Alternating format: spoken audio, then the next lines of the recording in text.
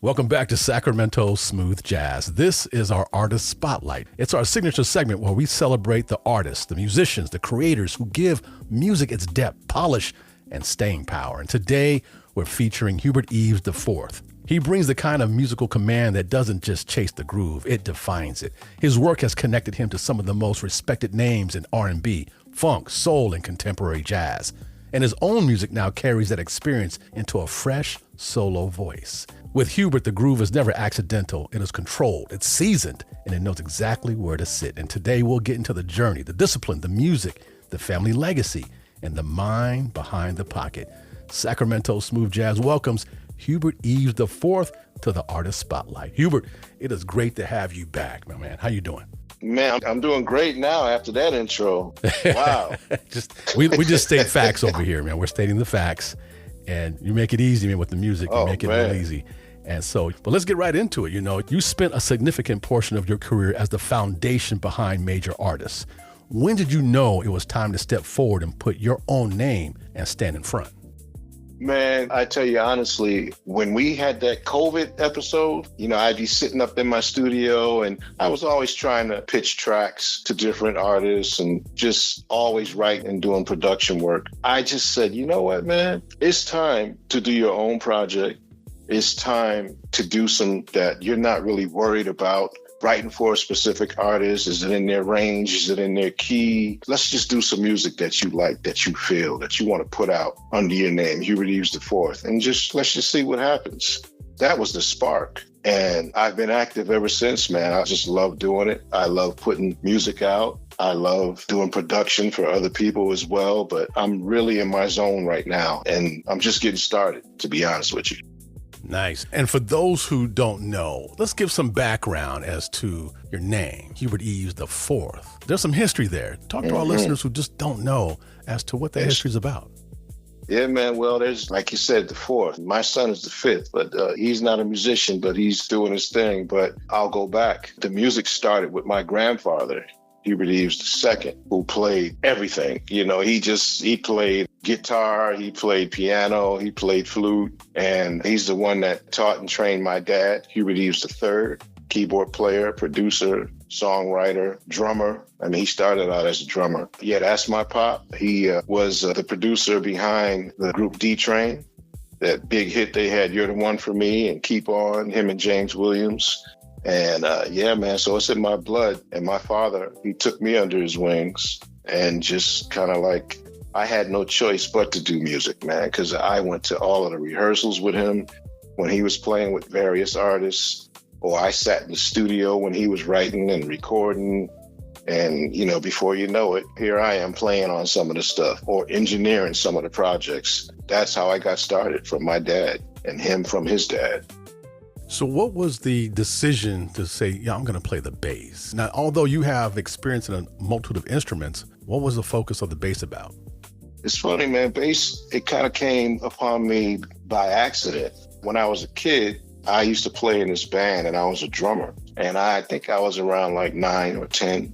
And I was the drummer. The rest of the guys in the band were like 16, 17, 18. And when we would take breaks, the bass player would always want to sit on my drums. So I just picked up his bass and, would just start messing around with it.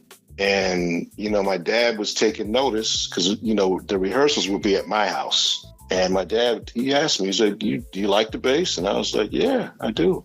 I ended up getting a bass, a little secondhand bass. And I remember it, too. It was a black and white Carlo Robelli jazz copy. Man, ever since, I've just been a bass head.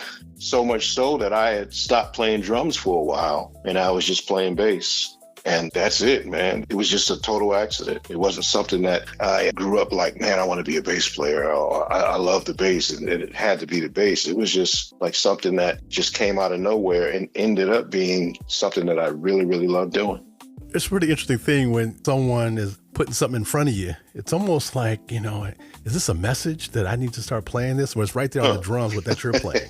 And you said, well, let me just start playing around with this. And, and bass has always been known with some funk and things of that nature. And you definitely bring some funk. And your music sits in that space where smooth jazz, funk, R&B, and soul all meet. So when you're creating music, how do you decide what belongs in the groove and what needs to stay out of the way? I think playing bass and drums gives me a good sense of when something's sitting in the right pocket. Because when the drums and bass, if they're not right, then you're lost already. That's like the foundation. That has to be right. A lot of times, man, I just make sure that the drums they're right. Nothing's sticking out. Nothing is, out of pocket. And at that bass, that they're having a conversation where they're both being heard. Nobody's, hogging up the space, and that it just makes sense. So I always try to make sure I have a good foundation, and I'll build from there. Try to come up with something that's melodic, something that's nice, and that just moves a little bit. I don't want to be too complicated. I don't want to be too simple. I try to find that happy medium where I'm happy as the artist and hopefully the audience is happy by what they're hearing. That's always the goal. You never want to just do music to just please an audience, stuff that you don't like. Some people fall into that trap, chasing hit records, and sometimes something that you feel is great, something that you love to play, that you love to hear, just might hit. So why not write from your heart? Do something that you mean, something that's meaningful to you, as the artist. And I think people will pick up on that. That's the goal, at least for me. You're talking about being honest. Exactly. But you mentioned, and I couldn't help but think, I know that I already know the answer to this, but I think everybody does when I mention it. When you're talking about someone hogging up the space, does that really happen? Oh, man, you'd be surprised, brother. You will be surprised, man. I mean, whether it's, it could be on gigs where, certain cats, they don't understand. Hey, man, this is a musical conversation.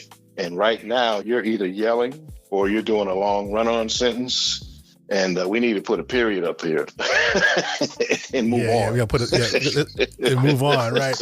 I especially love it when I'm watching the band and everyone is looking at each other. They're watching for the changes. They're creating on the spot, or maybe correcting some things on the spot too.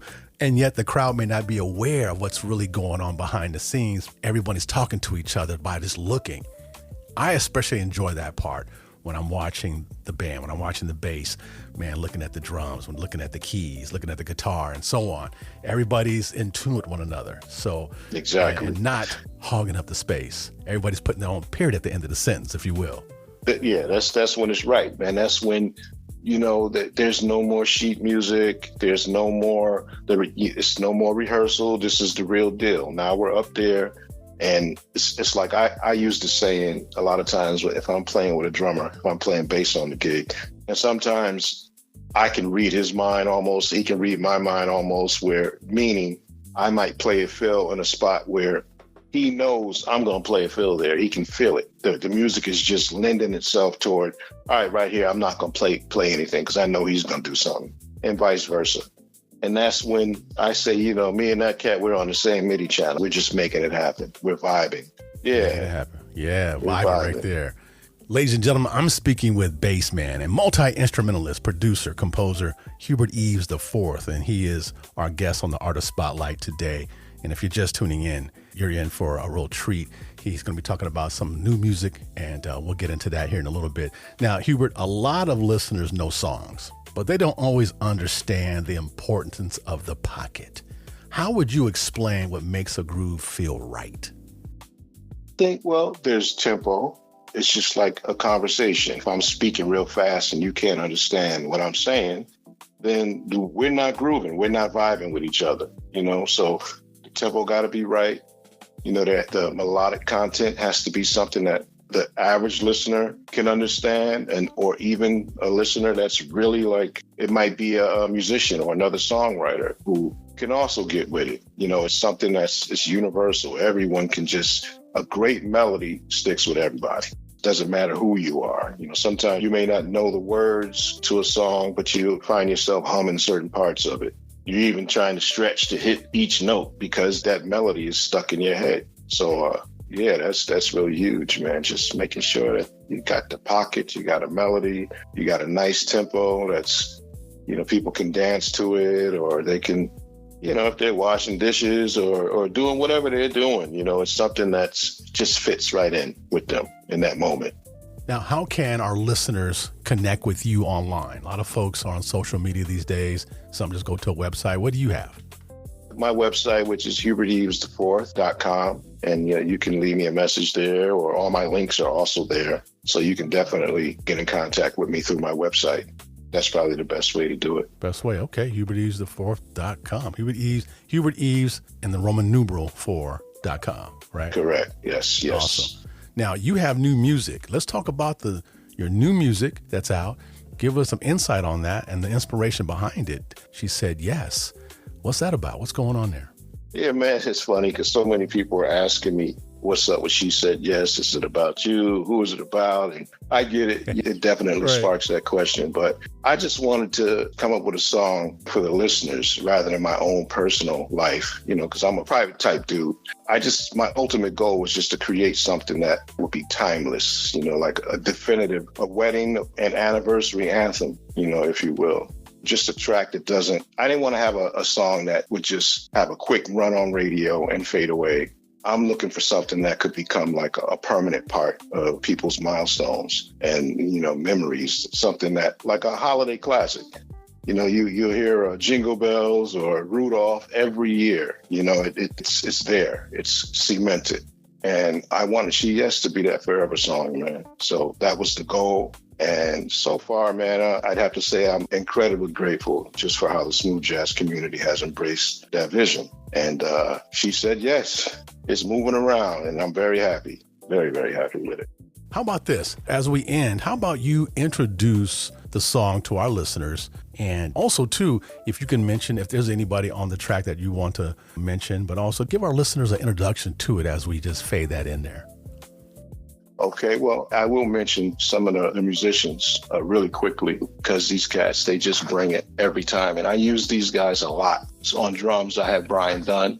On keyboards, I had Mike Logan. Guitar, Randy Boland. And on sax, I have Brent Burkhead, who I must give a special shout out to because he played so beautifully on She Said Yes. And he brings it every time. So Brent Burkhead, thank you so much, my brother. And to the listeners out there, I just want to thank you so much for embracing She Said Yes. It really means a hell of a lot to me, and I'm glad that people are vibing with it. And please, whatever you're doing, just stop for about 4 minutes and 30 seconds, something like that, and get you a little drink and take a listen to Hubert Eaves IV with She Said Yes.